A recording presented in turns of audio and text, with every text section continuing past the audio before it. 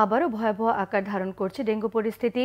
বিভিন্ন ভ্যারিয়েন্টে আক্রান্ত হয়ে প্রতিদিনই হাসপাতালে জমছে রোগীর ভিড়। গেল এক সপ্তাহে শুধু রাজধানী মুগদা হাসপাতালে ভর্তি হয়েছে প্রায় 1000 মানুষ, আর রবিবার ভর্তি হয়েছে 148 জন রোগী। বিশেষজ্ঞরা বলছেন, ডেঙ্গুর প্রকোপ ঠেকাতে সতর্কতার কোনো বিকল্প নেই। রিপোর্ট করছেন শুভ মাহফুজ।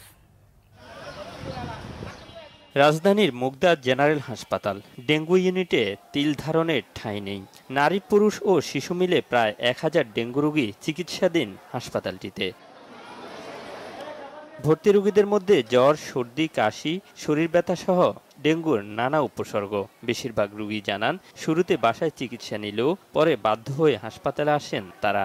ফার্স্টে জ্বর ছিল 3 দিন, অতিরিক্ত জ্বর ছিল, তো টেস্ট করালাম ইবনে সিনা থেকে, ওইখান থেকে ডেঙ্গু পজিটিভ আসছে। সমস্যাটা হচ্ছে অতিরিক্ত মাথা ঘুরায়, মাথা ব্যথা করে। প্রায় 12 দিন যাবত জ্বর এবং বসতে পারে না। হ্যাঁ, এর সাথে প্রস্রাবের ইনফেকশন আসছে, বমি করে, পেটে ব্যথা।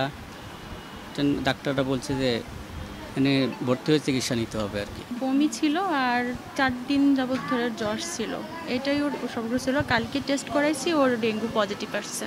হাসপাতাল কর্তৃপক্ষ জানায়, জানুয়ারি থেকে জুলাই পর্যন্ত ডেঙ্গু আক্রান্ত ভর্তি রোগীর সংখ্যা ছিল 2800 জন। সংক্রমণ বাড়তে থাকায় শুধু আগস্টে সমপরিমাণ রোগী ভর্তি হয় মুগদা হাসপাতালে, আর সেপ্টেম্বরের প্রথম 8 দিনে ভর্তি প্রায় 1000।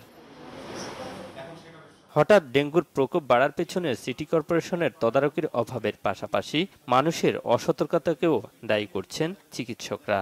আমাদের পরিষ্কার পরিচ্ছন্নতার অভাব, এমনকি আমাদের হাসপাতালেও। আগে আমাদের হাসপাতালে প্রায় প্রতিদিনই যে ময়লাগুলো জমতো সেগুলো সিটি কর্পোরেশন নিয়ে যেতেন। গত প্রায় মাসখানেক হলো যেটা হচ্ছে, 7 দিন 10 দিনেও ময়লা পরিষ্কার হচ্ছে না।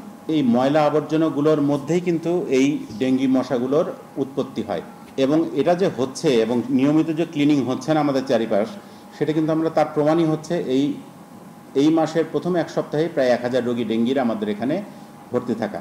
উপসর্গ দেখা দিলেই ঘরোয়া চিকিৎসা না নিয়ে দ্রুত হাসপাতালে আসার পরামর্শ চিকিৎসকদের। শুভ মাহফুজ, বাংলা ভিশন, ঢাকা।